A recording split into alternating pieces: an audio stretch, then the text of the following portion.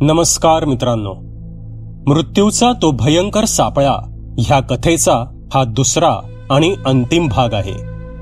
जर तुम्ही कथेच्या पहिल्या भागाचा व्हिडिओ न बघता थेट या दुसऱ्या व्हिडिओवर आला असाल तर हा व्हिडिओ पाहण्याआधी कथेच्या पहिल्या भागाचा व्हिडिओ आधी पाहावा. कथेच्या दोन्ही भागांच्या व्हिडिओच्या लिंक्स ह्या कथेच्या दोन्ही व्हिडिओजच्या डिस्क्रिप्शनमध्ये देण्यात येतील. कथेच्या दुसऱ्या आणि शेवटच्या भागाला आता सुरुवात करू.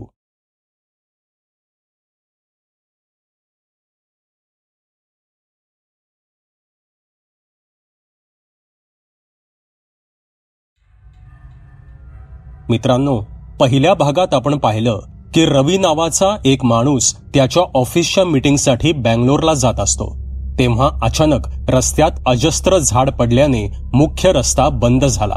तसा त्याला एक कच्चा रस्ता दिसला आणि दुसरा काही पर्याय नसल्याने त्याने त्या कच्च्या रस्त्याने जाण्याचा निर्णय घेतला. थोडं पुढे गेल्यावर त्याला एक जुनाट लॉज दिसला. तिथे त्याची भेट रमेश नावाच्या एका इसमाशी झाली. तो त्याच लॉजमध्ये राहत होता. रवीने त्याला झाड पडल्याने मुख्य रस्ता बंद झाला असून अजून कुठला दुसरा रस्ता आहे का ते विचारलं. तसे रमेशने त्याला दुसऱ्या रस्त्याबद्दल सांगितलं. पण रमेशच्या एकूणच हालचाली आणि हावभाव रवीला थोडे विचित्र आणि संशयास्पद वाटले. रमेशने सांगितल्याप्रमाणे रवी त्या रस्त्याने पुढे जाऊ लागला. पण तो फिरून फिरून पुन्हा त्याच लॉजपाशी येत होता आणि त्याच्याबरोबर अजून काही भयंकर प्रकार घडू लागले. तसे घाबरलेला रवी पुन्हा रमेशला जाऊन भेटला आणि त्याने त्याच्याबरोबर हे सर्व काय चालू आहे, तो ह्या कुठल्या भयंकर चक्रात अडकलाय त्याबद्दल विचारणा केली. तसे रमेश त्याला सांगू लागला. आता पुढे. तसे रमेश बोलू लागला. आपल्या या पृथ्वीवर आपण जेवढं जग पाहतो तेवढंच वास्तविक जग अस्तित्वात आहे असा आपला भ्रम आहे. एक प्रकारे आपण आपल्या स्वप्नात किंवा भ्रमात जगत असतो. पण त्या आपल्या तर्कशुद्ध विचारांच्या पलीकडे सुद्धा अशी काही ठिकाणं या जगात अस्तित्वात आहेत जी अतिशय कलुषित, दूषित आणि शापित आहेत. अशा जागा जगात बऱ्याच ठिकाणी आहेत. व्हेनिस शहरानजीक ओव्हेलिया बेट, जिथे हजारोंच्या संख्येने प्लेगचे रुग्ण जबरदस्ती नेऊन टाकण्यात आले होते, फक्त सडून मरण्यासाठी. जपानमध्ये फुजी पर्वताच्या पायथ्याशी युरेई आत्म्यांचं जंगल, जिथे शेकडो लोकांनी आत्महत्या केल्या आहेत आणि अजूनही होत आहेत. आपल्या देशातील भानगड किल्ला, खुद्द सरकारने सूर्यास्तानंतर तिथे भटकण्यास मनाई केली आहे. चेन्नईच्या जंगलातील डेव्हिल्स किचन असलेली अंधार दरी, जिथे 50 लोक पडून गायब झाले. कॅनडाची स्क्रीमिंग टनेल, जिथे हजारो आत्म्यांचे रडण्याचे आवाज कैद आहेत. यादी मोठी आहे, फार मोठी. हे ऐकता ऐकता रवीचे धाबे दणाणले होते. घशात कोरड पडून आवंढा अडकला होता. रमेश पुढे बोलू लागला. अशाही बऱ्याच जागा आहेत ज्याबद्दल लोकांना अजून कल्पना सुद्धा नाहीये आणि ज्यांना ह्याचा शोध लागला ते त्याच्याबद्दल सांगायला तिथून कधी परत आलेच नाहीत. त्या जागा, ती ठिकाणं पृथ्वीला लागलेली कीड आहे. तिथे काहीतरी घातकी आणि अतिशय भयंकर असं काहीतरी दबात धरून बसलेलं असतं. आपण मानव स्वतःला श्रेष्ठ समजतो.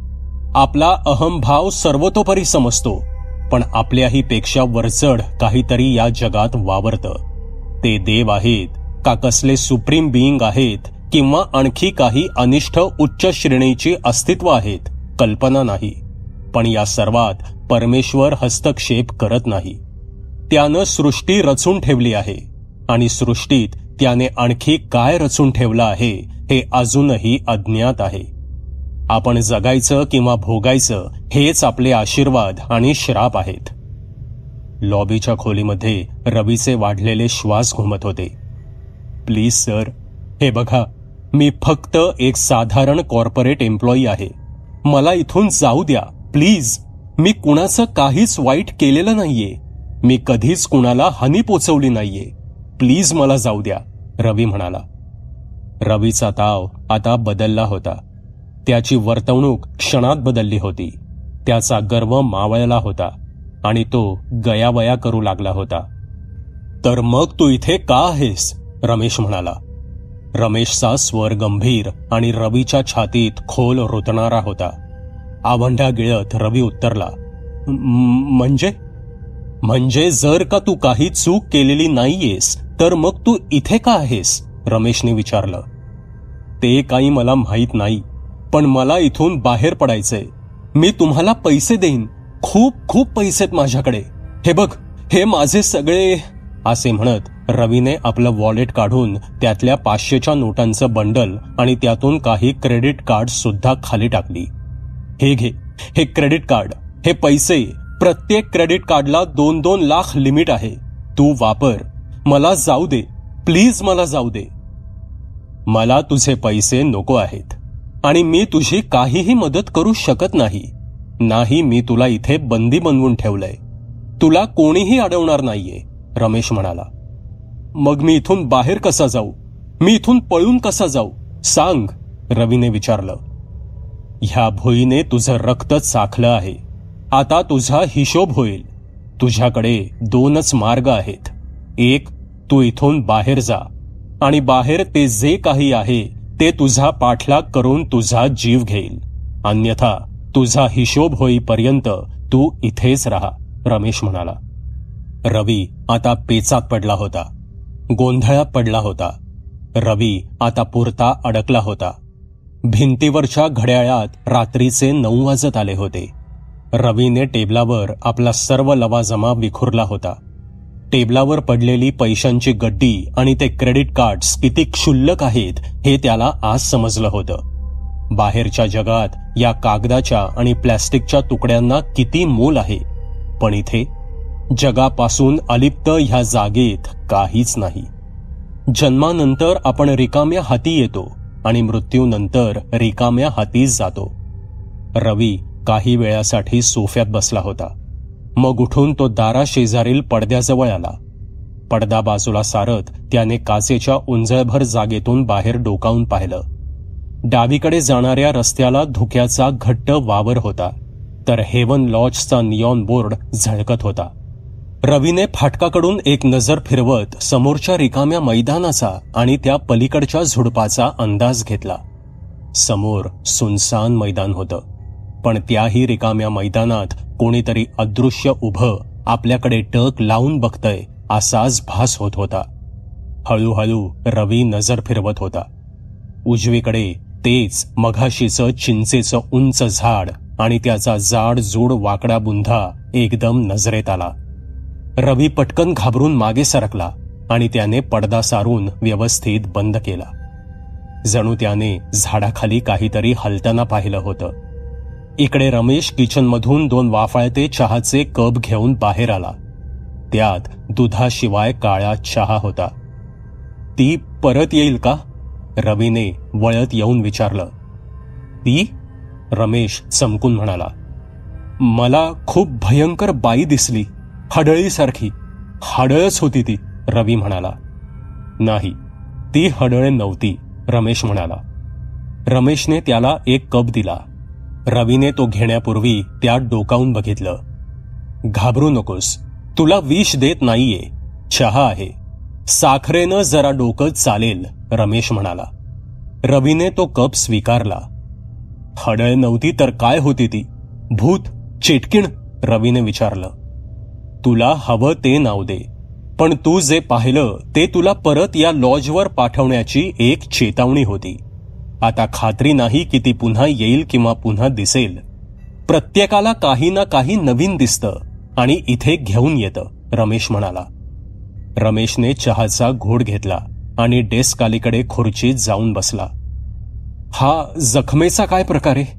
जखम, रक्त, भुई, समथिंग स्ट्रेंज? रवीने विचारलं. मी सुद्धा समजावून घेण्याचा प्रयत्न करतोय, पण अजून मला सुद्धा ते नीट समजलेलं नाहीये. बस इतकंच सांगू शकतो की तुमच्या रक्ताचा थेंब या जमिनीवर पडताच तुमचा हिशोब सुरू होतो, रमेश म्हणाला. कसला हिशोब? कोण करतो? रवीने घाबरत विचारलं. ही जागा, पाप पुण्याचा हिशोब. एक अलिखित करार होतो या जागेशी आपला, रमेश म्हणाला. आणि कसं घडतं हे? रवीने विचारलं. मला अजून समजलेलं नाहीये. कदाचित मला ते समजणार सुद्धा नाही. कधीच नाही. त्या चक्रातून मी बाहेर पडलोय. कदाचित नाही सुद्धा, रमेश म्हणाला. तू इथून पळून का जात नाहीस? तुला काही धोका वाटत नाही का इथे रमेश? रवीने विचारलं. रमेश चहाचा घोट घेत जमिनीत आपली नजर रोवत म्हणाला, बाहेरच्या जगात माझं कुणीच नाहीये. जी होती ती माझी पत्नी सुधा होती. तिलाही मी गमावलं आहे. आता बाहेरच्या जगात माझं काहीही राहिलेलं नाही. जे आहे ते हेच माझं जग आहे. मरण येईपर्यंत मी इथेच राहणार आहे. हे बघ ब्रो, तुला मरायचं तर इथे मर, पण माझी काय चूक आहे? मी का इथे अडकून पडलोय? मला नाही राहायचं या खंडारामध्ये. कसली भिकार जागा आहे ही. माझं बाहेर जग आहे. मी अजून तरुण आहे. मला अजून दुनिया बघायचीय, जगायचंय, रवी म्हणाला. तू बाहेर जेवढा जगलास तेवढंच तुझं आयुष्य होतं. आता हा जजमेंट डे आला आहे असं समज. तुला बाहेरील सगळं विसरावं लागेल. बाहेरच्या जगासाठी तू आता मेलेला आहेस, कायमचा, रमेश म्हणाला. काहीही काय फालतू बडबडतोयस? रवी घाबरून रागाने म्हणाला. रवीकडे रागाने दात ओठ खाण्याशिवाय पर्याय नव्हता. तो कोरा चहा कसाबसा नरडीखाली सरकवत रवीने कप समोर आदळला. तुला इथे लॉबीमध्येच रात्र काढायची आहे की तुला बेडरूम हवीये? रमेश आपल्या धीर गंभीर आवाजात म्हणाला. रवीने लॉबीत पाहिलं, सोफा तपासला आणि सोफ्यातून सर्र आवाज होताच रवीने निर्णय बदलला. बेडरूम, रवी म्हणाला. रमेशच्या हातामध्ये एक किल्ल्यांचा जुडगा होता. हातामध्ये एक गॅसवर चालणारी बत्ती होती. खाली लाल टँक आणि वर काचेमध्ये पांढरा दिवा होता. तो दिवा घेऊन रमेश पायरीने वरती चढत गेला. चालत चालत त्याच्या हातामधील किल्ल्यांचा जुडगा वाजत होता. बत्तीच्या उजेडाने भिंतीवर त्याची सावली नाचत होती. रवी रमेशच्या मागेच होता. खाली सर्व खोल्यांमध्ये अडगळ आहे आणि एक माझी खोली आहे. तुझ्यासाठी वरच्या मजल्यावर एक बेडरूम आहे. ती पायऱ्यांजवळच आहे म्हणून वरती नेतोय, रमेश म्हणाला. तेव्हा रवीला अचानक रमेशच्या कमरेला खोवलेली एक हँडगन दिसली. शिट, याच्याकडे तर पिस्तूल आहे, रवी स्वतःशी स्फुटपुटला. याचाच काहीतरी प्लॅन दिसतोय हा. मला मारून तर नाही टाकणार हा. हा सायको दिसतोय. मला याच्याकडून ही गन काढून घ्यावी लागेल. वाट बघतो संधीची, रवीच्या डोक्यात विचार घोळत होते. रमेश त्याला वरच्या मजल्यावर घेऊन आला. तिथून आणखीही वरती जायला पायऱ्या होत्या, पण त्या गुप्प काळोखात बुडाल्या होत्या. दोघेही वरती आले तेव्हा अचानक हाडे गोठवणारा गारवा जाणवला. रवी आणि रमेशच्या श्वासावाटे वाफ निघत होती. रमेशने कंदील उचलला आणि तो रवीजवळ आला. काय आलंय तुझ्या मनात? तुझ्या मनात काहीतरी पाप आलंय, त्याशिवाय हा गारठा येणार नाही. बोल, रमेश म्हणाला. हे ऐकून रवीचे शब्द त्याच्या घशातच अडकले. नाही नाही नाही, पाप कसलं? काहीही काय बोलतोयस? रवी म्हणाला. तसे रमेश त्याच्या थरथरत्या डोळ्यांमध्ये पाहत म्हणाला. मी इथली हवा जाणतो आणि ती हवा पापी विचार ओळखते. या हवेत देखील कोणी दुष्कर्म करण्याचा विचार जरी मनात आणला तरी ही हवा अशी प्रेतासारखीच शीत पडते.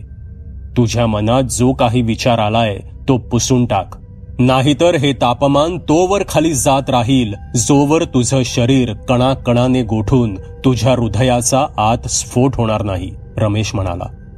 रवीने तात्काळ तो गन घेण्याचा विचार सोडून दिला. तसे हळूहळू तापमान नियमित झालं. रवीसाठी रमेशने समोरचा दरवाजा किल्ली लावून उघडला. या हवेला तो विचार काय आहे हे सुद्धा समजतं का?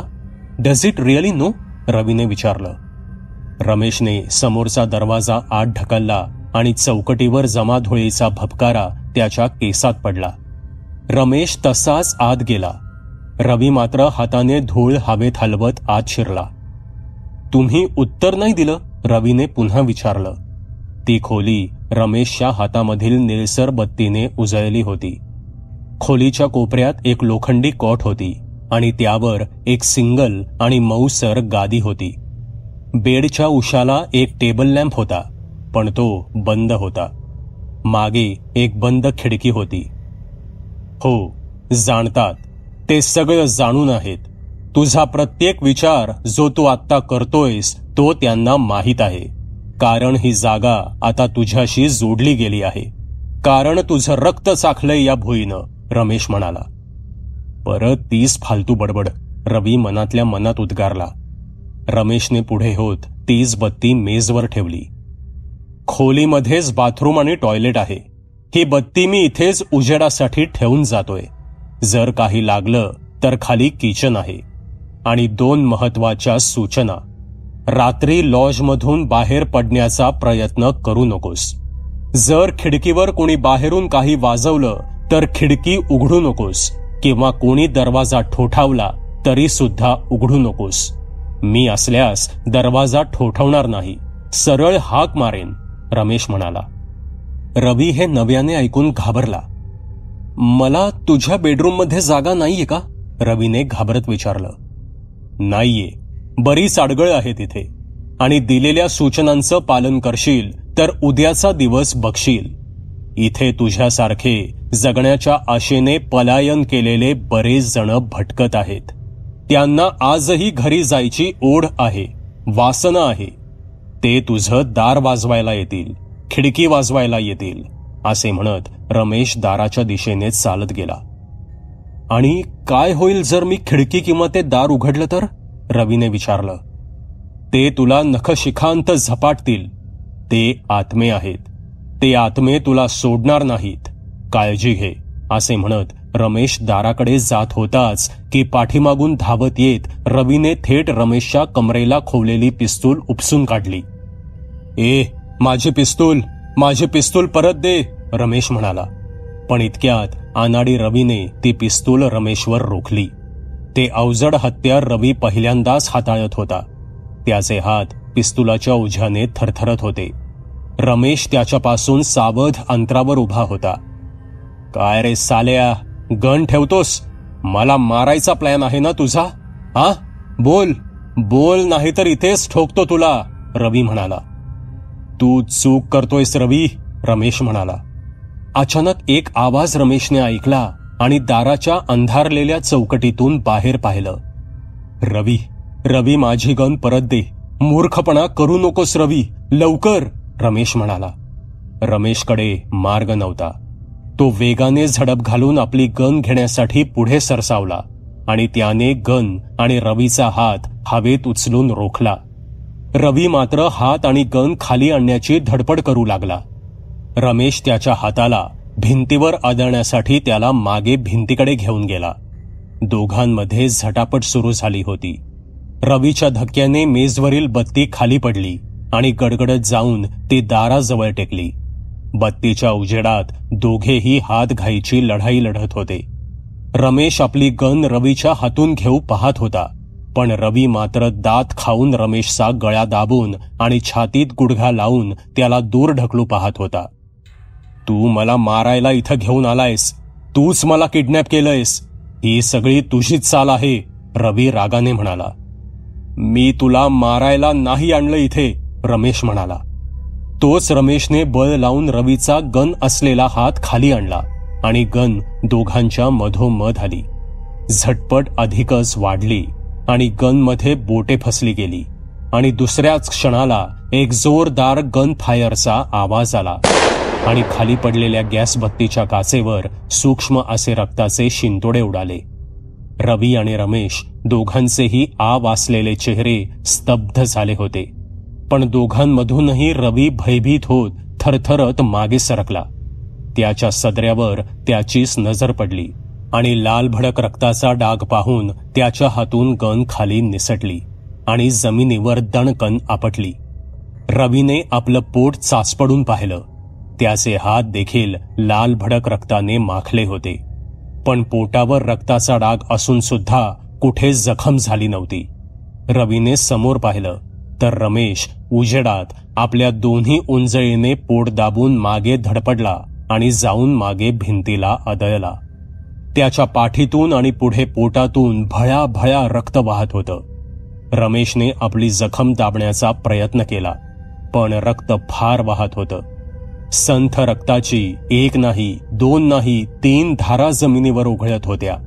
आधी काळे तपकिरी आणि लालसर मिश्र रक्ताचे थेंब आणि मग ओघळ. रमेशच्या तोंडून रक्त आलं. आपला लाल भडक रक्ताचा हात हवेत उचलण्याचा, शेवटचे बळ लावण्याचा, प्रतिकार करण्याचा त्याने प्रयत्न केला आणि तो फसला. रमेश जागीच ठार झाला होता. भिंतीवर पाठ घसरत घसरत रमेश खाली जमिनीवर पडला आणि मागे भिंतीवर रक्ताचा भला मोठा जाडजूड डाग उमटला, जो रमेशच्या पाठीमधून निघालेल्या रक्ताचा होता. रमेश कोसळला. रमेशचा खात्मा झाला होता. हे काय केलं मी? रवी उद्गारला. काचेची ती दिवाबत्ती रक्ताच्या शिंतोड्यांनी माखली होती. त्यावरील रक्ताच्या डागांवर एक माशी घुमत होती. येऊन ती काचेवरील रक्ताभोवती घू घू करत घिरक्या घेत होती. या दृश्यात ती एकच जमिनीवर तिरकी पडलेली दिवाबत्ती स्पष्ट दिसत होती. त्या पलीकडे खोलीचा अंधुक देखावा दिसत होता. कॉटला टेकून कोणीतरी जमिनीवर बसलं होतं. श्वास घेऊनही छातीमध्ये गुदमरायला झालं होतं. फुफ्फुसं भात्यासारखी तापली होती. चेहरा, गळा, कॉलर, बगल सगळं घामानं चिंब भिजलं होतं. रवी कॉटला पाठ टेकवून खाली जमिनीवर बसला होता. ढोपर आणि बुटांच्या टाचा फक्त जमीन शिवत होत्या. त्याची नजर अजूनही पुढे पडलेल्या रमेशच्या डेड बॉडीवर खेळली होती. त्याच्या पोटात गोळी लागली होती. त्याचा एक पाय मुडपलेला तर दुसरा सरळ होता. मान खांद्यावर पडली होती. दोन्ही हाताचे तळवे उणवे होते. रक्ताच्या मेंदीने माखलेले लाल भडक तळवे. पोटातल्या जखमेतून घळ्या घट्ट लाल रक्त वाहत होतं. त्याचे डोळे तिरके खाली जमिनीवर रोखलेले होते. रवी घामाघूम अवस्थेत त्याच्याकडे पाहत गोठला होता. तोंडावाटे फुतकार सोडत त्याने आपले तळहात समोर आणले आणि त्याच्या धुसर नजरेला त्याचे लाल भडक हात दिसले. बोटांच्या फटी रक्ताने चिकट झाल्या होत्या. रवीने घोगरा आवाज काढत आपले दोन्ही हात झटकले. रवीने आपला शर्ट पाहिला. तो देखील रक्ताने चिकट झाला होता आणि रक्ताने भरला होता. नो नो नो असे म्हणत आपली बुटांची टाच जमिनीवर घासत रवीने आपल्या पॅन्टमध्ये इन केलेला शर्ट ओढून ओढून काढायला सुरुवात केली. पण शर्ट निघेना झाला. हे पाहता त्याने कॉलर पासून शर्ट पकडला आणि तडतड त्याच्या गुंड्या तोडल्या आणि शर्ट अंगातून बाजूला काढला. पण आत बनियन सुद्धा त्याच रक्ताने भिजला होता. रवीला ओकारी येत होती. त्याला त्या रक्ताचा वास सहन होत नव्हता. तरीही कसाबसा उठून तो दाराकडे धावला. तसे त्याच्या पायाला बत्ती अडखळली. रवी तिथून पळून चालला होता. त्याला इथे क्षणभर सुद्धा थांबायचं नव्हतं. शर्ट तसाच अंगात होता. बनियान पण रक्ताने भरला होता. रवीने दिवाबत्ती उचलली आणि तो थेट पायरीने खाली धावत सुटला. धावत धावत तो शेवटच्या पायरीवर आला आणि अचानक लॉबीमधून त्याने एक आवाज ऐकला. एक कुजबूज. त्यानं चूक केलीये. आता काय होणार? आणखी काय होणार? त्याच्या शिक्षेत भर पडणार. कोणीतरी स्त्री पुरुष एकमेकांसोबत बोलत उभे होते. इथे कोणीतरी आलं आहे आणि ते आपली मदत करू शकतील या संभ्रमात रवी दिवा घेऊन कॉरिडॉर आणि तिथून लॉबीमध्ये आला.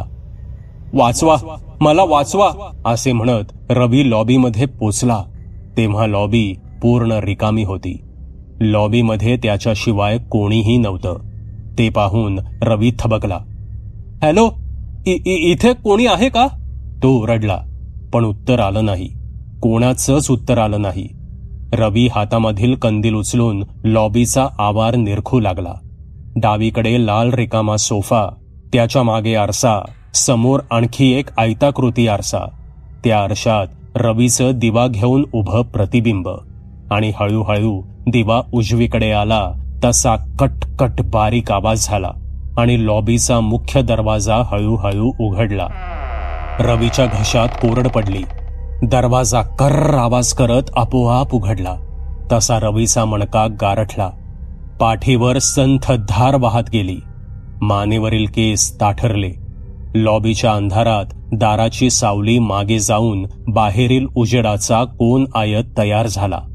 हं? रवी दचकून मागे रिसेप्शन डेस्कला टेकला आणि एकटक त्या उघडलेल्या दाराकडेच पाहू लागला. दार उघडताच गार वारा आत शिरला आणि रवीची दातखिळ बसली. बाहेरून निळसर धुरकट उजेड आत पडत होता. रवीला समोर हेवन लॉज नावाचा बोर्ड दिसत होता. त्यामध्ये लाईट सरसरत होता. बोर्ड निळा लाल उजेड फेकत होता. हळूहळू पलीकडून एक धोक्याचं वलय दाराआड वाहत गेलं. रवीने टेबलावर पडलेलं आपलं सामान पाहिलं. त्यात त्याची एसयूव्हीची किल्ली सुद्धा होती. रवीने पटकन टेबलावरील किल्ली उचलली आणि उघडलेल्या दारामधून तो बाहेर धावला. एका हाती दिवा, अंगावरील शर्ट आणि बनियन रक्ताने भरलेले, खाली पॅन्टवर रक्ताचे डाग आणि हात लाल बुंद अशी त्याची अवस्था झाली होती. त्याची उंच आकृती अंगणात येऊन थबकली. त्याने थांबून क्षणभर वाट पाहिली. जे काही व्हायचंय ते होऊ दे. मी आता इथे क्षणभर देखील नाही थांबणार. वाटेत जे कोणी येईल त्याला उडवणार मी, असा विचार करून रवी तसाच धावत सुटला. फाटका बाहेर लावलेल्या आपल्या कारच्या दिशेने तो धावत गेला. खाली पावसाने भिजलेल्या मातीवर त्याचे छपछप पाय पडत होते. फाटकावर येत त्याने फाटकाला अंगाने धडक दिली आणि आपली कार अनलॉक केली. हातामधील दिवा तिथेच खाली फेकून दिला आणि दरवाजा उघडून तो पटकन कारमध्ये बसला. त्याच रक्ताने भरलेल्या हाताने त्याने कारमध्ये इथे तिथे हात लावून कार घाण केली, पण त्याला त्याची पर्वा नव्हती. रवीने पटकन किल्ली खाचेत खुपसण्याचा प्रयत्न केला, पण थरथर कापणारे हात काही केल्यास साथ देईनासे झाले होते. रवीने कशीबशी किल्ली खुपसली आणि क्लच दाबून किल्ली फिरवली. गाडीच्या इंजिनने आवाज केला, पण इंजिन स्टार्ट होत नव्हतं. स्क्रीनवर बॅटरीचं तापमान कमी झालं आहे असं दाखवत होतं. कारची बॅटरी डाऊन झाली होती. रवीने पुन्हा एकदा इग्निशन फिरवलं आणि गाडी चालू करण्याचा प्रयत्न केला. हेडलाईट चालू होऊन बंद झाले आणि गाडीमधील दिवे देखील पेटून बंद पडले. गाडी चालू होईना. तसे रवी वैतागला. गाडीच्या स्टेअरिंगवर हात मारून तो आपले केस ओढू लागला. काही वेळ तिथेच तसाच तो आपलं तोंड स्टेअरिंगमध्ये खुपसून बसून राहिला. काही वेळ उलटला. रवीने मागे पुढे ती ब्याद दिसते का ते पाहिलं. कप होल्डरमध्ये त्याची सिगरेट आणि लायटर पडला होता. रवीने पटकन त्यातून सिगरेट काढून तोंडात धरली आणि लायटरने ती शिलगावली. थरथर करत्या बोटांनी त्याने सिगरेट ओढली आणि गाडीमध्येच धूर सोडला. धूर बाहेर जावा यासाठी त्याने काच खाली घेतली आणि सिगरेटचा धूर बाहेर जाऊ लागला. रवीला इथे सुरक्षित वाटू लागलं होतं. त्याने बाहेर डोकावून लॉजच्या इमारतीकडे पाहिलं. ती वास्तू जणू रवीची परत येण्याची वाट बघत होती. रवीला फाटकाजवळ ती दिवाबत्ती पडलेली दिसत होती. तेव्हा लॉजच्या दिशेहून एक नवा आवाज आला. रवी गाडीचा दरवाजा उघडून खाली उतरला. मागे दरवाजा बंद केला आणि सिगरेट फेकून दिली. काही पावले चालत तो फाटकाजवळ आला आणि खाली पडलेला दिवा धरून उचलला आणि तसेच फाटक उघडून आत आला. तो आवाज जो काही होता तो थांबून थांबून येत होता. कोणीतरी लॉज समोर त्या झाडाच्या आजूबाजूला काहीतरी करत होतं. आवाज तिथूनच येत होता. तो मानवी कृतीचा आवाज होता. अगदी साधारण, नैसर्गिक. पण अशा सुनसान जागी जिथे फक्त रवी स्वतः आणि थोड्या वेळापूर्वी मेलेल्या एका माणसाचं शव होतं, तिथे आणखी तिसरं कोण असू शकतं? रवी दिवा घेऊन दबकत सावधपणे त्या आवाजाच्या रोखीने चालत गेला. शक्य तितके त्याने आपले पाऊल अलगद पडावं असा दबाव दिला. अंतर कापत एके हाती दिवा घेत रवी लॉज समोर आला. तेव्हा चिंचेच्या झाडाच्या पलीकडे त्याला आणखी एक दिवाबत्तीचा उजेड दिसला. रवी हळूहळू उजेड पाहून धिटाईने पुढे सरसावला आणि जमिनीवर पसरलेल्या झाडाच्या त्या मुळ्यामध्ये पाय टाकत तो झाडाच्या बुंध्याशी आला. त्याचं हृदय जोरजोरात धडधड करत होतं. त्यानं एकदम वाकून झलक घ्यायचा निर्णय घेतला. आणि झलक घेताच पलीकडे कोणीतरी त्याला दिसलं. रवी पटकन मागे हटला आणि अचानक तो आवाज थांबला. याचा अर्थ ती कृती सुद्धा थांबली होती. रवीने पटकन दिवाबत्तीचा उजेड मालवला आणि तो झाडाच्या आड लपून राहिला. काही वेळ शांतता पसरली आणि पुन्हा खोदकाम सुरू झालं. रवीला फक्त एक उंच आकृती दिसली होती. रवीने पुन्हा एकदा डोकावून पाहण्याचा प्रयत्न केला. तेव्हा जे दिसलं ते पाहून रवीचा तोल गेला. त्याची पॅन्ट ओली झाली. तोंड दाबून रवी आपला हुंदका आवरू लागला. पलीकडे मातीच्या ढिगावर एक दिवाबत्ती ठेवण्यात आली होती. त्या उजेडामध्ये एक उंच धिप्पाड माणूस नाही, माणूस असला नसतो. तो उंच होता. त्याने अंगात काळा लेदरचा कोट चढवला होता. त्याच्या हातात हातमोजे होते. पायात रेन शूज होते. त्याचे डोके त्याच्या खांद्यावर कसे बसे मावत होते. त्याचे डोके मानवी शिरापेक्षा दुप्पट मोठे होते. त्याच्या डोक्यावरील केस काळे, ओले, चिकट आणि मागे मानेकडे चोपून वळवले होते. कानांच्या कडा फिकट काळसर होत्या. तो विचित्र गुरगुरणारा आवाज काढत तिथे मोठा खड्डा खणत होता. तो चालत दिव्याच्या दुसऱ्या बाजूने आला. तेव्हा रवीला त्याचा खरा चेहरा दिसला. फिकट निळसर चेहऱ्याची त्वचा, त्यावरील हाडांवर फिकट काळसर झलक. त्याचे नाक फेंदलेलं, पण शेंडा मात्र पोपटाच्या नाकासारखा वाकडा. भुवयांऐवजी काटे होते. त्याच्या केसांच्या मधोमध भांग होता. त्याच्या डोळ्यांमध्ये पिवळे भुबुळ आणि त्यावर लाल कडा होती. त्याच्या जबड्यात त्याचे सुळे मावत नव्हते. त्याच्या ओठावर अनेक जखमांचे व्रण होते. त्याची त्वचा मुकामार लागून निळसर लालसर दिसत होती. ओठ त्याहून गडद होते. असा हा भयसंड प्रकार आपल्या एका खास कामात व्यस्त होता. त्याचं खोदकाम पूर्ण झालं होतं. त्याने अवजार तिथे सोडलं आणि तो झाडाच्या दिशेने चालत येऊ लागला. तोच रवी सरकत सरकत खाली आला आणि मोळ्याच्या आडोशाला खाली चिखलात ओणवा झोपला. रवीने त्याच्या पायांचा आवाज ऐकला. तो आता बुंध्यापाशी आला आणि तिथून चालत चालत तो लॉजच्या दाराकडे गेला. पण दाराशी जाताच तो थांबला आणि वास हुंगू लागला. अचानक रवी खाली दबला, जाड मुळीच्या बाजूला झोपला आणि डोकावून पाहणे टाळू लागला. शक्य तितके रवी आपलं अंग त्या मातीत आणि त्या चिखलात दाबू लागला. त्याने क्षणभर वास हुंगला आणि त्याकडे दुर्लक्ष करत तो दार ढकलून आत शिरला. रवीने आवाज ऐकत डोकावून बघितलं. तो भयंकर प्रकार आत गेला होता. त्याचा पायरी चढायचा आवाज आला आणि काही मिनिटांनी तो परत खाली आला. रवीने पाहिलं की तो पुन्हा लॉबीमध्ये दाराकडे आला आहे. तसा रवी चटकन खाली लपला. तो चालत चालत बाहेर आला आणि रवीने न राहून पाहिलं. त्याच्या खांद्यावर रमेशचं प्रेत होतं. रमेशचं प्रेत घेऊन तो खड्ड्याजवळ आला आणि चक्क त्याने रमेशचं प्रेत खांद्यावरून खड्ड्यात फेकून दिलं. तसा रमेशचं प्रेत आदळल्याचा धपकन आवाज झाला. रवीनं पाहिलं, तो माणूस, तो जो काही होता तो खड्ड्यात माती भरत होता. म्हणजेच त्यानं रमेशचं प्रेत खड्ड्यात टाकून त्याला गाडायला सुरुवात केली होती. त्यानं प्रेत गाडून आपलं काम पूर्ण केलं आणि तिथेच रमेशचं थडकं केलं.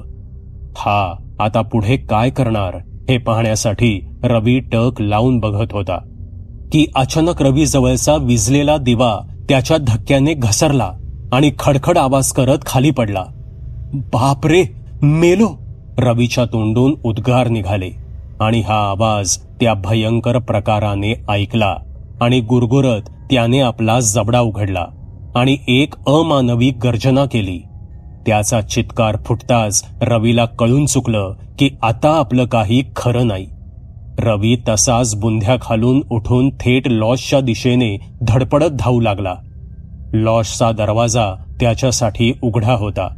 पायरी चढेपर्यंत रवीने वळून पाहिलं तेव्हा हातामध्ये कुऱ्हाडीसारखे हत्यार घेऊन तो भयंकर प्रकार धबधब ढांगा टाकत, चित्कार करत, आपला जबडा वासत थेट रवीच्या दिशेने धावत आला. इतक्यात रवीने आत प्रवेश करत दरवाजा आदळून बंद केला. पण तितक्यात दारावर कुऱ्हाड येऊन घुसली आणि दाराला जोरदार धक्के बसू लागले.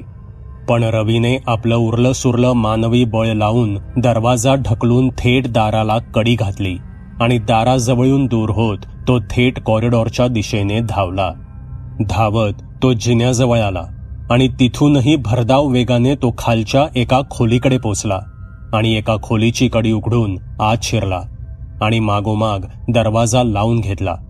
पण आता लॉबीमध्ये शांतता होती. लॉजच्या बाहेर सुद्धा शांतता होती.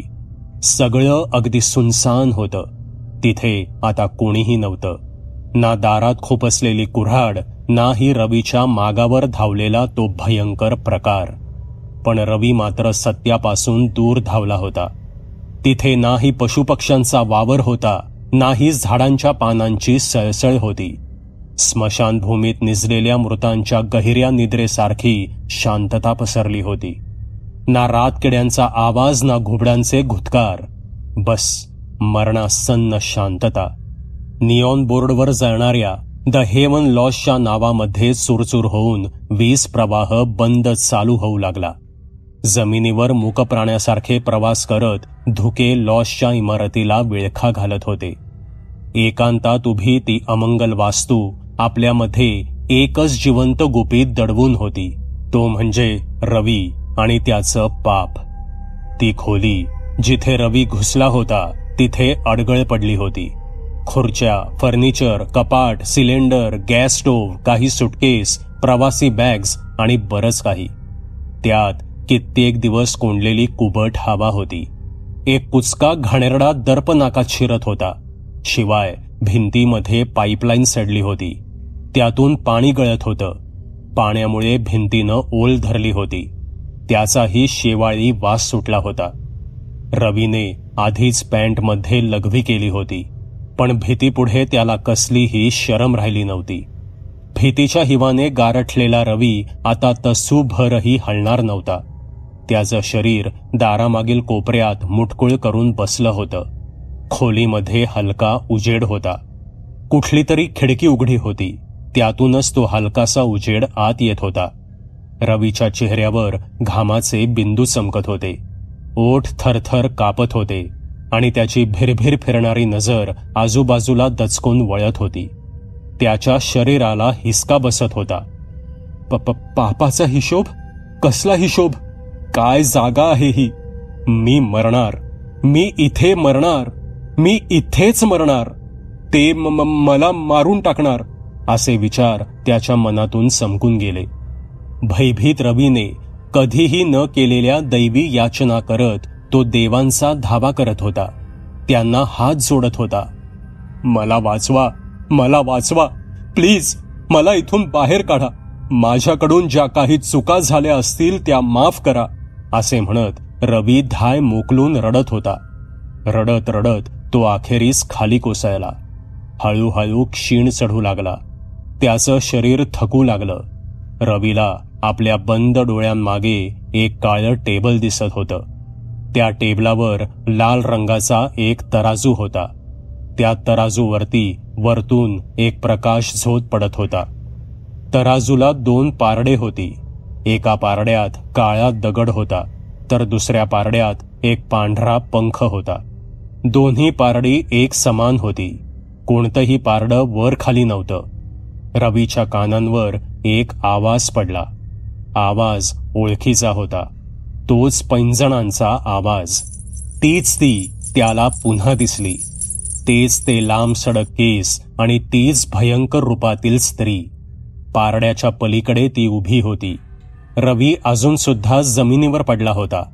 त्याच मेजवर एक धारदार सुरा ठेवण्यात आला होता, ज्याचं पातं प्रकाशात लखलख चमकत होतं. सुरू करा, एक घोगरा आवाज आला आणि रवीच्या समोरील दृश्य अचानक बदललं. त्याच्या समोर त्याच्या ऑफिसचं केबिन होतं. पायलने आज लेट नाईट शिफ्ट संपवली होती. आपल्या मॅनेजरच्या केबिनमध्ये पायल निरोप देण्यासाठी गेली होती. पायल जाधव, वय वर्ष 26. नुकतेच नामांकित IT कंपनीत पायलला जॉब लागला होता. पायल सर्वात गुणी आणि टॅलेंटेड एम्प्लॉई होती. सर्वांशी अगदी मिळून मिसळून ती राहायची. सिनियर्सशी देखील तिची चांगली गट्टी जमायची. सर्वांना पायल म्हणजे टीमची जान वाटायची. परफॉर्मन्स, प्रोडक्शन सर्वातच ती पुढे होती. त्यामुळेच ती सर्वांची आवडती होती. काही बोटांवर मोजण्या इतकेच होते जे तिच्या कामावर जळायचे, पण त्यांना देखील पायलने योग्य रीतीने टॅकल केलं होतं. ऑफिसमध्ये नेहमी चर्चा व्हायची ती पायलच्या साज शृंगारांची आणि खास करून तिच्या छुमछुम आवाज करत वाजणाऱ्या पैंजणांची. पायल सर्वांची आवडती आणि पायलचे सर्वात आवडते सर होते ते म्हणजे रवी सर. वयाने पायलपेक्षा 10 वर्षांनी मोठे आणि सर्वात हँडसम आणि डॅशिंग व्यक्तिमत्व. पायलला रवी सरांचं हार्ड वर्किंग नेचर फार आवडायचं. शिवाय रवी सर नेहमीच पायलचं उदाहरण सर्वांसमोर मांडत असत. पायलशिवाय रवी सरांचं पान हलत नसायचं. दारावर नॉक करताच रवीने मान उचलून वरती पाहिलं तेव्हा पायल दारातच उभी होती. अरे पायल, निघालीस? झालं पंचआउट? रवीने विचारलं. येस सर, तेच सांगायला आले होते मी घरी जातीये सर, पायल म्हणाली. पायलचे लांब केस तिच्या सौंदर्याच्या अनेक वैशिष्ट्यांपैकी एक दिलखेच वैशिष्ट्य होतं. पाहणारा तिच्या लांब केसांना पाहतच राही. अगदी रवी सुद्धा त्या यादीत एक होता. काय ग, नेहमीसारखा मूड चिअर्ड दिसत नाहीये तुझा. मूड ऑफ दिसतोय. ये इथे बस. काय झालं मला सांगशील का? असे म्हणत रवीने तिला बसायला चेअर ऑफर केली. घड्याळ पाहून पायलने आधी नकार दिला. नाही सर, माझी बस जाईल, पायल म्हणाली. अरे इट्स ओके, मी सोडतो ना, माझी कार आहे, रवी म्हणाला. सर तुम्ही कशाला त्रास घेताय, पायल म्हणाली. अरे कमॉन, त्यात त्रास कसला? ये बस, मला सांग काय झाले ते, रवी म्हणाला. पायल रवीच्या शेजारच्या चेअरमध्ये बसली. माझ्या आईची तब्येत वारंवार बिघडतीये. तिला टीबीचा त्रास आहे. त्यात माझा अर्धा पगार आईच्या उपचारांना आणि घरच्या रेंटला जातो, पायल म्हणाली. ओ माय गॉड, आणि एवढं दुःख असून सुद्धा तू चेहऱ्यावर नेहमी स्माइल ठेवतेस. I am really proud of you, Ravi म्हणाला. Thank you sir, I am trying my best for my family, Payal म्हणाली. पायल, तुझा प्रॉब्लेम जेन्युइन आहे आणि मला वाटतं याचं सोल्युशन माझ्याकडे आहे, असे म्हणत रवीने तिच्या पाठीवर हात ठेवला आणि तिच्या पाठीवर हात फिरवू लागला. पायलसाठी मात्र तो सहानुभूतीचा स्पर्श होता. रिअली सर, पायल म्हणाली. हो पायल, असे म्हणत आणि खुर्ची पुढे घेत रवीने तिच्या गुडघ्याला आपला गुडघा चिकटवला आणि इथेच पायलला विचित्रशी जाणीव झाली. ती स्वतःला किंचित दूर करत होती, पण रवीने तिच्या पाठीवरून हात वरती घेत तिच्या केसात फिरवायला सुरुवात केली. दुसऱ्या हाताने त्याने हँडल गच्च पकडलं होतं. Sleep with me Payal, I really like you, Ravi म्हणाला. सर, हे काय बोलताय तुम्ही? असे म्हणत पायल चटकन उठून रवीपासून बाजूला झाली. सर, मी तुम्हाला माझ्या मोठ्या भावासारखा मानते. माझ्या मनात तुमच्याविषयी फार आदर आहे. मी कधीच तुम्हाला त्या नजरेनं नाही बघितलं सर, पायल म्हणाली. रवी आपलं पेन खाली टाकून पटकन उठला आणि रवीला उठलेलं पाहताच पायलने थेट दाराकडे पावलं वळवली. रवीने दाराशी येत तिचा हात धरला आणि तिला मागे खेचून पटकन दरवाजा बंद करून घेतला. आपल्या खिशातील रिमोट काढून त्याने त्याच्या केबिनचा सीसीटीव्ही बंद केला. रवी आता पायलच्या अंगचटीला येत होता. तिचे कोपरे धरून त्याने तिला मागे भिंतीला धडकवलं. रवी सर, प्लीज, रवी सर, मला जाऊ द्या. घरी माझी आई वाट बघतीये. प्लीज मला जाऊ द्या, पायल म्हणत होती. पायल डिअर, डोंट वरी बेबी. कुणाला काही कळणार नाही. तू मला खुश कर. मी तुला प्रमोशन देईन. प्रमोशन सोड, मी तुला एक 3 BHK फ्लॅट सुद्धा घेऊन देईन. कमॉन, गिव्ह मी अ किस, कमॉन, रवी म्हणाला. पायलने आपल्या तळ हाताने रवीचा जबडा दूर करायचा प्रयत्न केला, पण रवीच्या पुरुषी शक्तीपुढे पायल कमकुवत पडत होती. नाही सर, मला काही नकोय. प्लीज मला जाऊ द्या. प्लीज, माझं लग्न झालं नाहीये. आय एम स्टील व्हर्जिन, पायल म्हणाली. साली, आणि माझ्याकडे बघून हसते तेव्हा माझ्यावर लाईन मारत नाहीस? तू माझ्या अंगाखांद्यावर हात ठेवतेस तेव्हा, माझ्याशी हसून बोलतेस तेव्हा, जबरदस्ती माझा हात धरून मला कॉफीला नेतेस तेव्हा, रवी म्हणाला. पायल धाय मोकलून रडत होती, पण रवी काही केल्या तिला सोडायला तयार नव्हता. पायल त्याला विरोध करतीये हे पाहता रवीने तिला जमिनीवर पाडलं आणि तिच्यावर अत्याचार करू लागला. एका हाताने त्याने तिचा गळा दाबला आणि तोंडातून रक्त येईपर्यंत कानसुलात लगावल्या. साली, ओरडलीस ना तर जीव घेईन तुझा, रवी म्हणाला. रवीने तिला बोचकारलं, ओरबाडलं. अखेरीस त्याने पायलच्या अब्रूचे लचके तोडले. ओटी पोटात तीव्र कळ उठली, जी अतिशय असह्य ठरली. रवीने तिचा गळा अधिकच गच्च आवळला. तिचा श्वास गुदमरला आणि दुःख, पीडा, यातना आणि न सुटण्याच्या भावनेने तिचा अखेरीस जीव घेतला. तिचा तळमळता आत्मा जणू तिच्याच पाणावलेल्या डोळ्यांमध्ये कैद झाला होता. पण रवी मात्र समाधान होईपर्यंत तिच्यावरून बाजूला नाही झाला आणि जेव्हा बाजूला झाला तेव्हा मात्र त्यानं पाहिलं की पायल हलत नाहीये, नाही ती कण्हत आहे. ती अगदीच निश्चल पडून होती.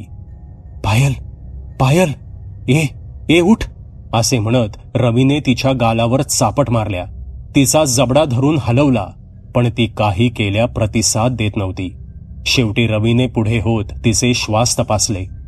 अरे यार, ही मेली. शिट शिट शिट, मी काय केलं हे? हिला घरी नेऊन करायला पाहिजे होतं यार. मेलो मी, काय करू आता? केस धरून रवी विचार करू लागला आणि त्याला पटकन काहीतरी सुचलं. हॅलो क्लीनर, एक रिकामा डस्टबिन घेऊन वरती ये, मोठावाला, रवी तिथल्या एका क्लीनरला फोनवरून म्हणाला.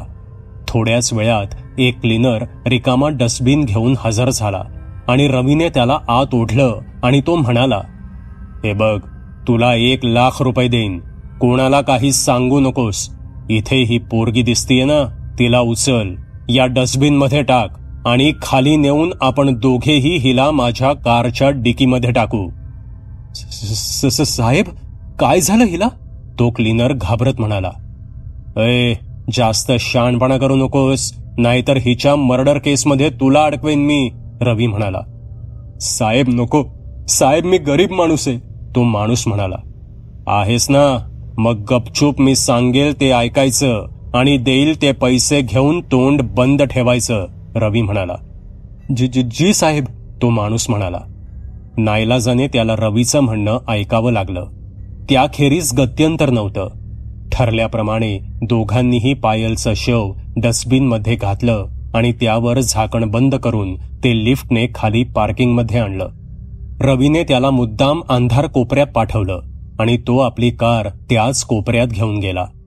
डस्टबिनमधील पायलचं शव रवीच्या कारच्या डिकीमध्ये ठेवण्यात आलं आणि रवीने त्या माणसाला पाकिटातील आहे नाही तेवढे पैसे दिले आणि बाकीचे नंतर देईन सांगून तो रवाना झाला. रवी पायलची बॉडी डिस्पोज करण्यासाठी जागा शोधत होता. पण या शहरात बॉडी टाकली तर ती सहज सापडेल आणि जर बॉडी दुसऱ्या शहरात सापडली तर मग संशय येणार नाही, असा विचार रवीने केला. रवीनं तेच केलं. रवी पहाटेपर्यंत भटकत राहिला आणि पहाटेच्या वेळेस तो बँगलोरला जायला निघाला. अर्ध्या वाटेत त्याने पायलचा सेलफोन आणि तिच्या वस्तू जंगलात फेकून दिल्या आणि हायवेने सुसाट जाऊ लागला. तेव्हा वाटेतच मुसळधार पावसाने हजेरी लावली. रवीला दूरचा प्रवास नको वाटत होता. रवीने जवळच एक दरी पाहिली आणि गाडी त्या दिशेने वळवत रवीने पायलची बॉडी जंगलातल्या त्या दरीमध्ये काढून फेकून दिली. आपल्याला कोणी पाहिलं नाही याची त्याने खात्री करून घेतली आणि बॉडी खोल दरीत पडलीये का नाही हेही पाहून घेतलं आणि रवी कारमध्ये परत आला. जर शहरापासून काही दिवस दूर राहिलो तर संशय माझ्यावर पण येणार नाही. हे प्रकरण कोणाला कळणारही नाही. मी काही दिवस बँगलोरला जातो. कॉन्फरन्स मीटिंग आहे असा बहाणा करतो, म्हणजे संशय येणार नाही, असे विचार करत रवी त्याच वाटेने पुढे जात राहिला. तेव्हा वाटेतच मुसळधार पावसानं हजेरी लावली. रवीने आपला गुगल मॅप सुरू केला. Head towards this point.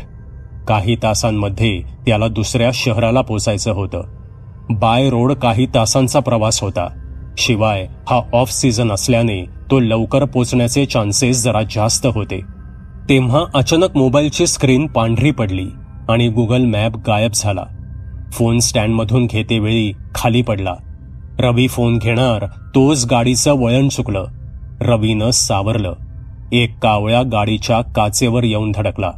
रवीने पुन्हा गाडी सांभाळली, पण यावेळी समोर एक भलं मोठं झाड पडलं होतं.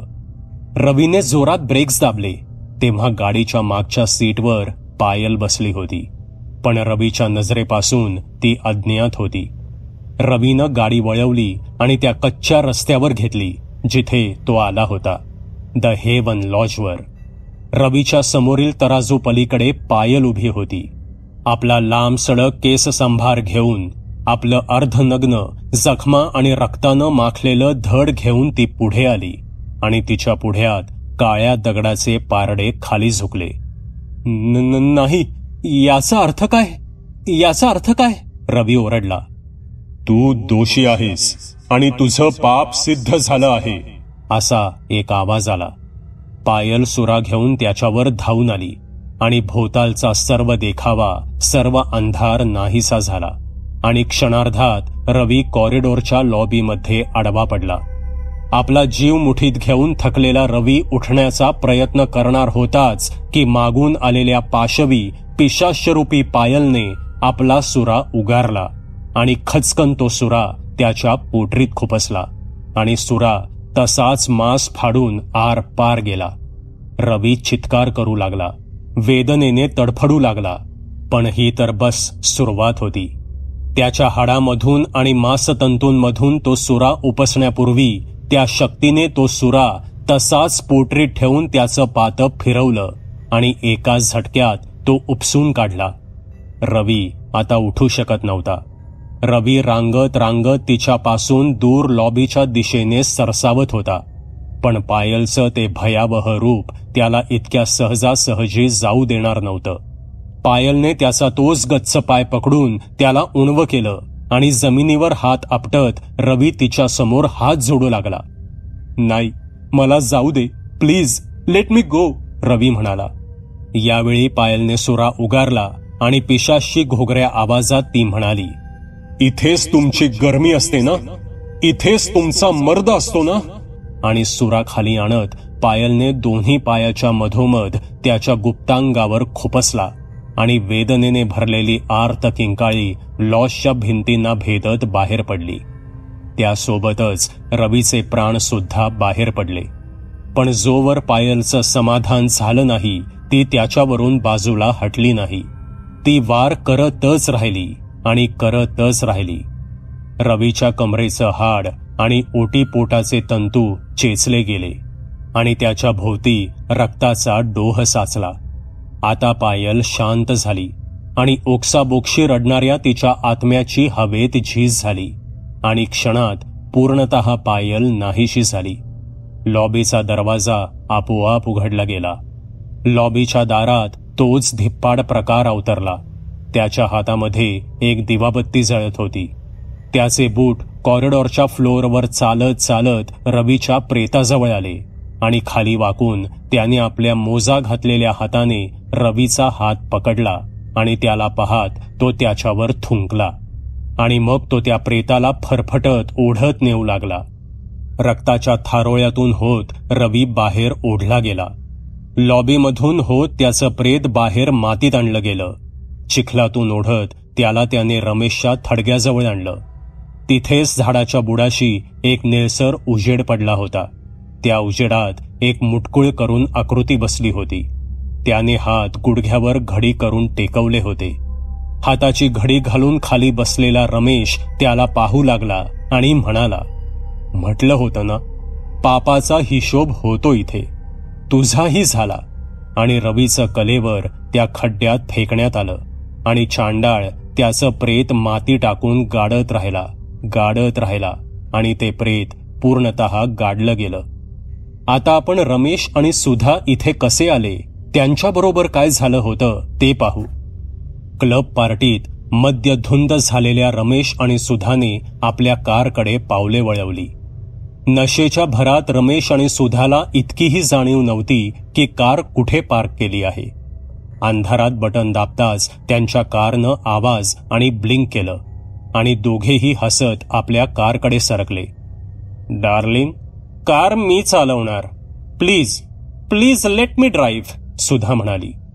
सुधा, तुला खूप झालीये, रमेश म्हणाला. आणि तुला सुद्धा, सुधा म्हणाली.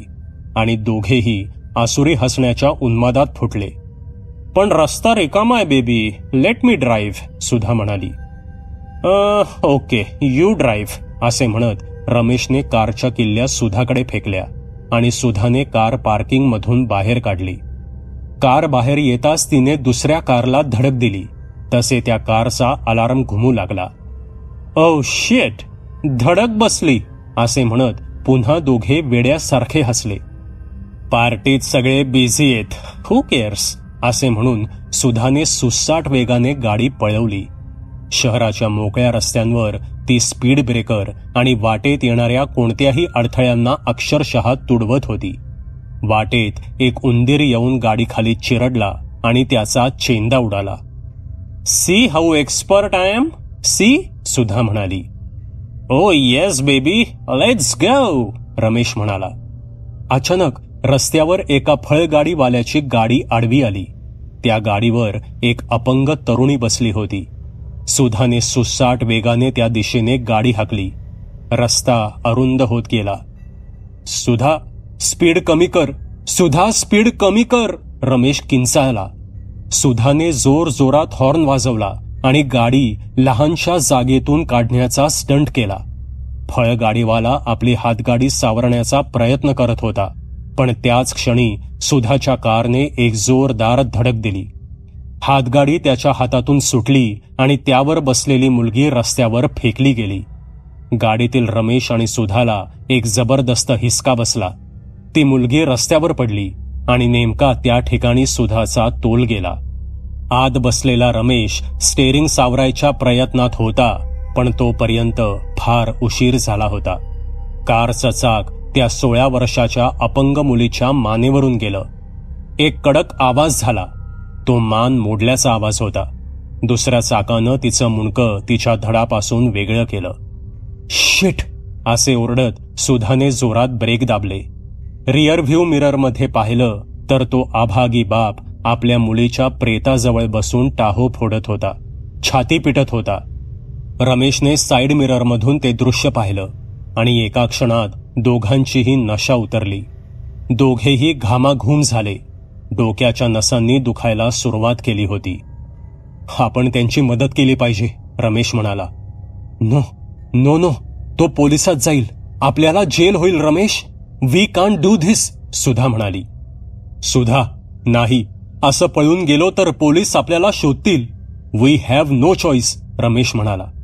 रमेश, तू नक्की माझा पती आहेस की वैरी? स्वतःच्या बायकोला जेलमध्ये पाठवणार आहेस का? युसलेस फेलो, सुधा म्हणाली. पण सुधा, रमेशचं वाक्य अर्ध्यातच तोडत सुधा म्हणाली.